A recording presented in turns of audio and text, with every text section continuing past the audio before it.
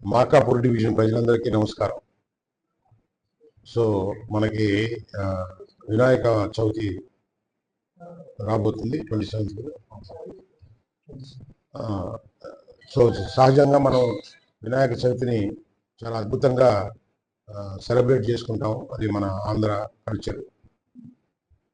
so పోయినసారి లాగా అంటే ప్రతిసారి కూడా జరిగే ఒక ప్రొసీజర్ ఉన్నా కానీ దాంట్లో ముఖ్యంగా పాటించాల్సింది ఏంటంటే, ఇప్పుడు ఏ విగ్రహాలు ఎవరి ఆధ్వర్యంలో పెడుతున్నారు, సో దానికి రక్షణగా వాళ్ళు ఏ కమిటీ మెంబర్స్ ఉన్నారు, ఆ విగ్రహానికి బాధ్యత ఎవరు వహిస్తున్నారు, ఆ విగ్రహానికి ఎన్ని రోజులు పూజలు అందిస్తారు, ఆ పూజలు అందించిన తర్వాత ఆ విగ్రహాన్ని ఏ రూట్ ద్వారా ఎక్కడ నిమజ్జనం చేస్తున్నారు, అది ఎన్ని గంటలకి దాన్ని